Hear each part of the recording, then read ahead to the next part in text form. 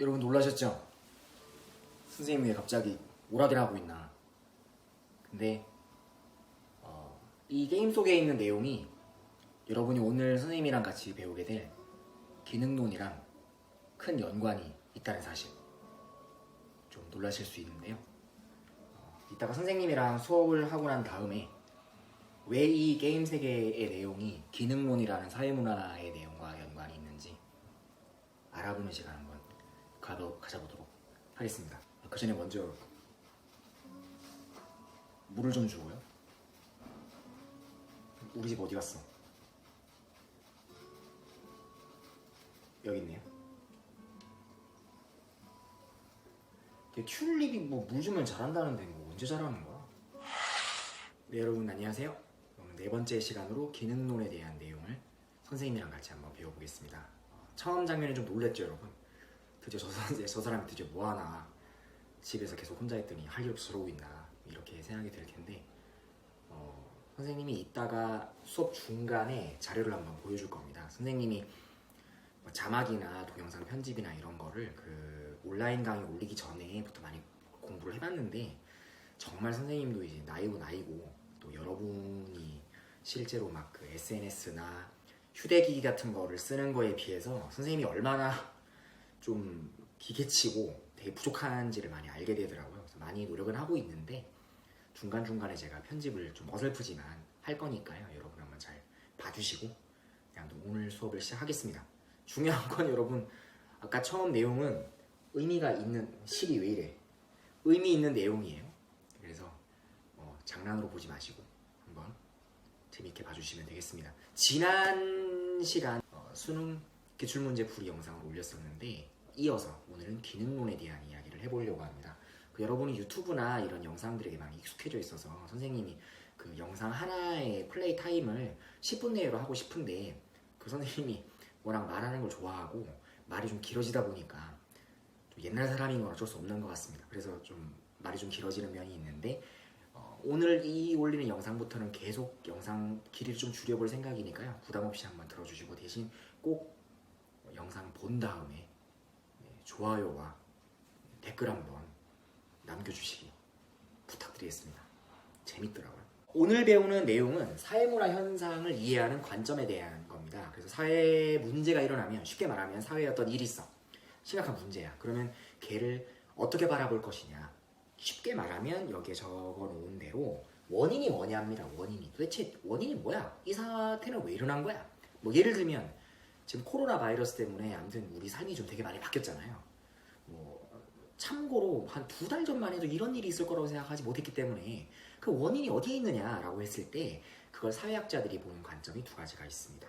그래서 일단 먼저 알아볼게요. 첫 번째는 거시입니다. 거시는 여러분 쉽게 말하면 크게 본다는 거예요. 그래서 새가 하늘을 날면서 그 아래쪽 빌딩이나 건물들을 바라보면서 그 입장에서 그림을 그린 게 있어요. 걔를 조감도라고 하는데, 그것처럼 좀 멀리 보자는 거예요. 그래서 뭐 고개를 들어 뭐 나무를 보려고 하지 말고 뭐 숲 전체를 바라, 이런 말도 있잖아요. 근데 아무튼 거시는 이 사회의 문제는 나라는 개인의 어떤 잘못이나 내 성격 때문이 아니고 내가 속해 있는 이 나라 사회 때문이다라는 거예요.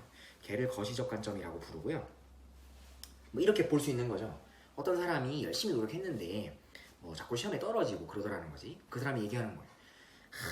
이 사회는 말이야, 나 같은 뛰어난 인재를 받아들일 만큼의 그릇이 안 돼. 이렇게 얘기하는 거 있죠. 뭐 영화나 이런 데 보면 그 얘기예요. 그럼 이 사람은 결국 무슨 탓을 하는 거야? 그렇죠. 사회 탓을 하는 거란 말이야. 그래서 사회가 잘못된 거야 라고 말하는 쪽의 내용들을 주로 이쪽으로 우리가 볼 수가 있다라는 거예요. 그래서 그걸 거시적 관점이라 부르고요. 거기에 해당하는 이론이 2가지가 있는데 그 중에 하나가 오늘 배울 기능론이고요. 하나는 갈등론이 되겠습니다.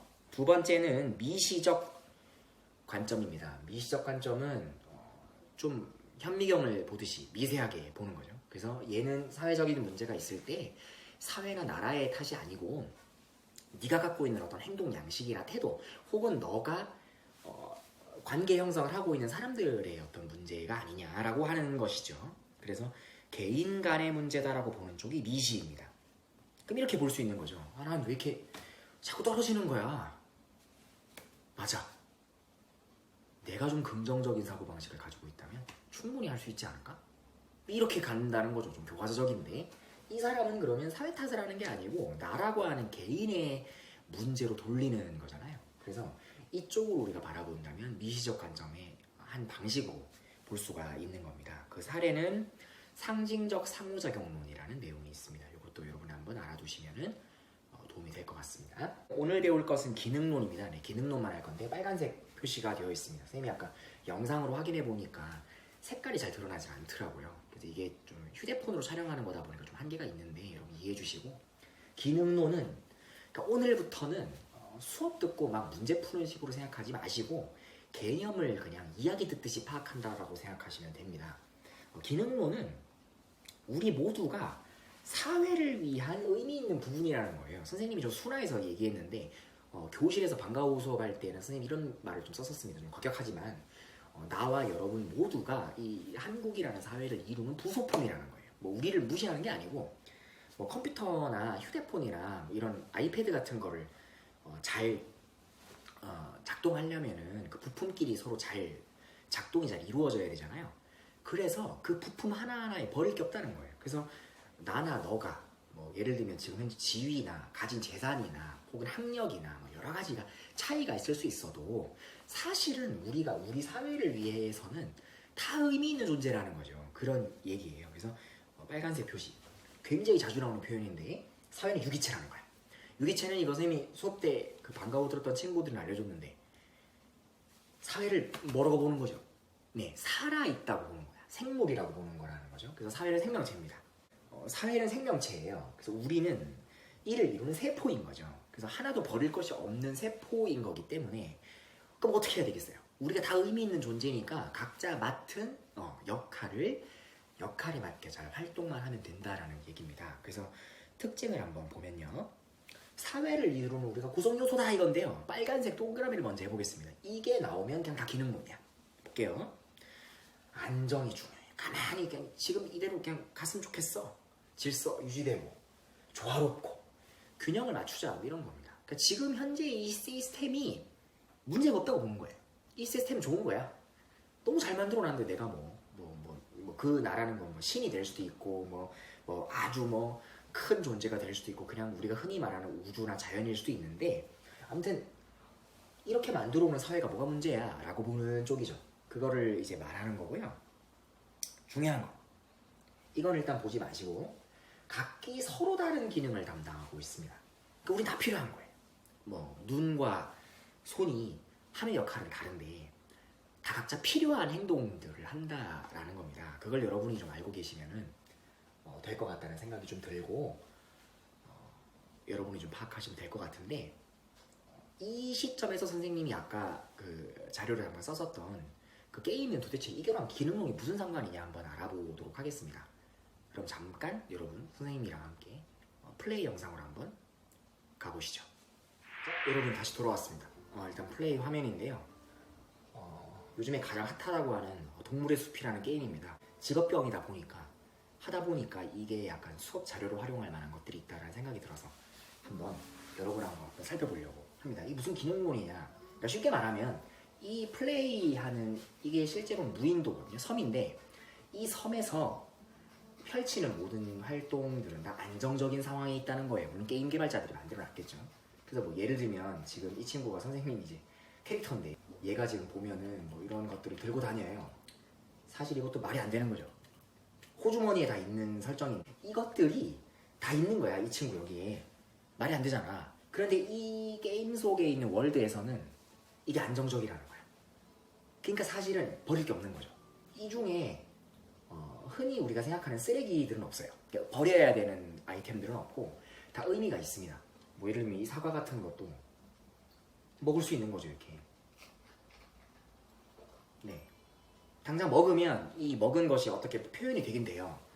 위에 보면 화면에 좀 잘 나오는지 모르겠는데 하루에 10개를 먹으면 어떤 효과가 있나 봐요. 거기까지 안 해봤는데 의미가 좀 있는 것들인 거죠. 낚시를 해볼게요. 네, 여러분 오해하지 마세요. 중간에 스킵하면 무슨 노는 것 같지만 보세요. 낚시를 해보겠습니다. 이게 좀 멀어 낚시하러 가는 곳까지.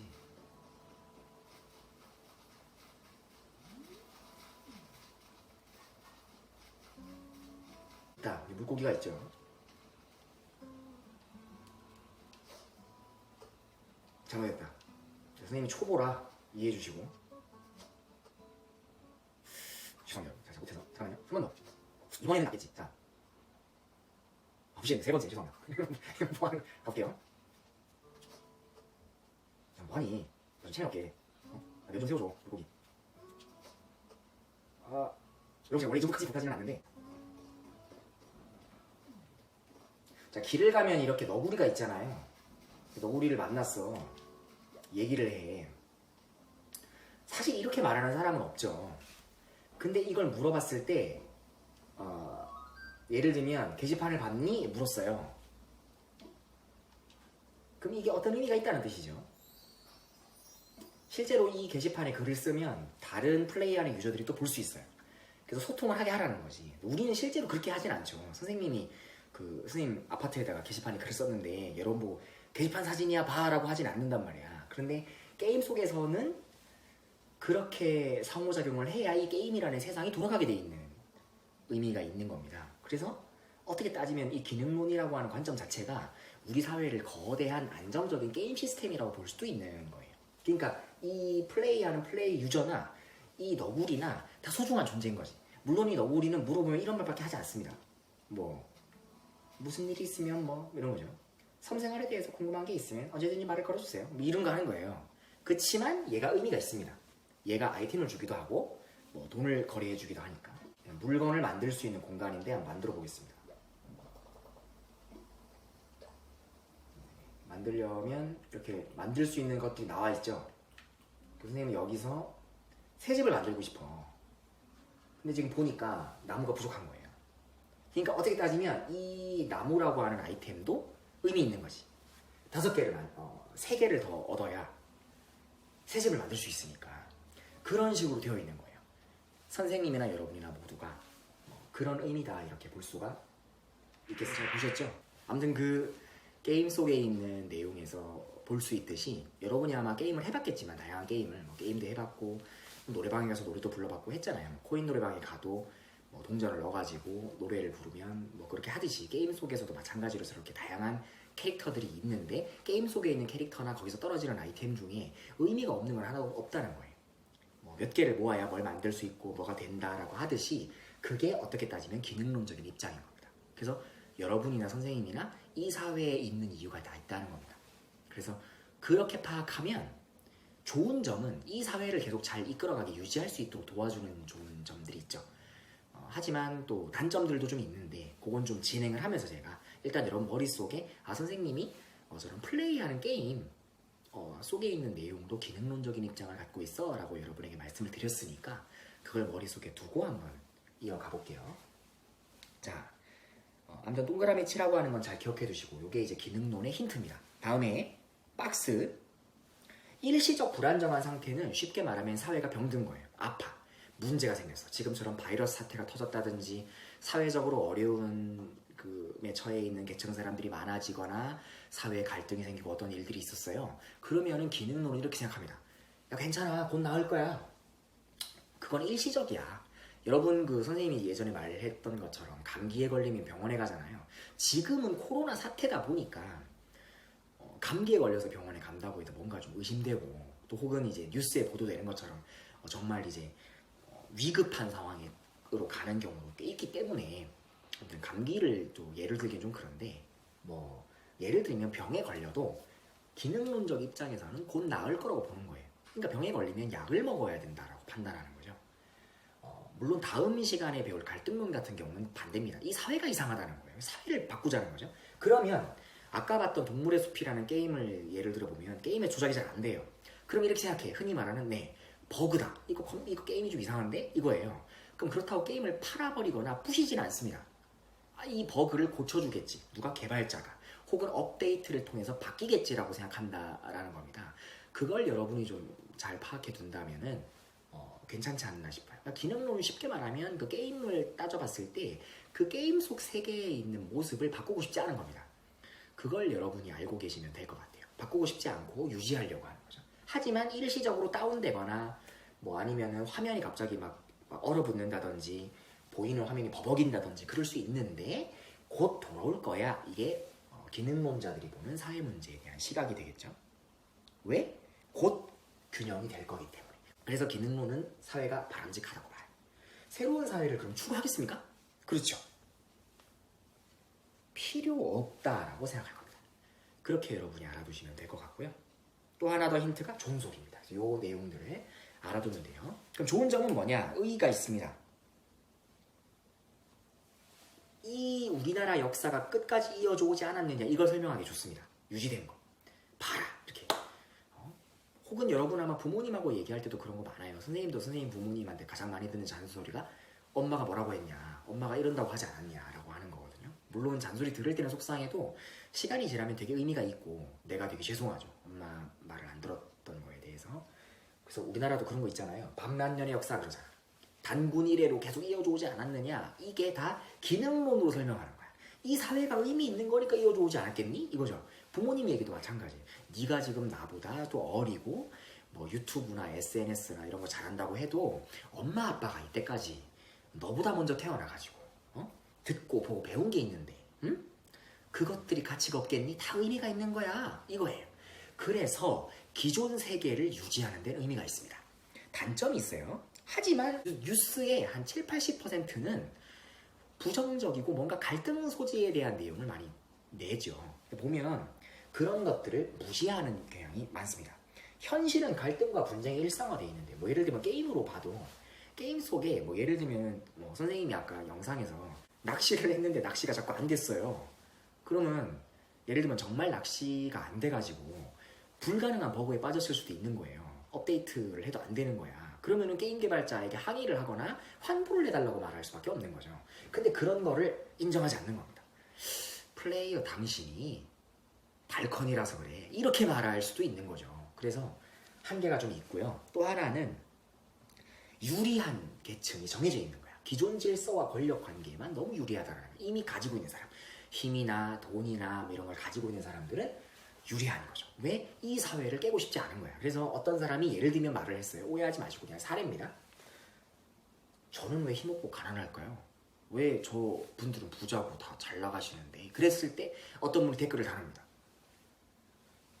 그 질문해 주신 분 너무 좋은데 질문해 주신 분 아직 젊잖아요. 그리고 아직 능력이 있는데 뭐 당신이 사회를 위해서 하는 역할들에 대해서 한번 생각해 보시기 바랍니다. 사회 탓을 하기 전에 당신이 과연 사회를 위해 뭘 했는가를 따져봐라. 이 태도가 기능론이 가지고 있는 가장 큰 약점 중에 하나가 됩니다. 오늘 준비한 영상은 여기까지고요. 다음 시간에 갈등론을 가지고 한번 또 찾아뵙도록 하겠습니다.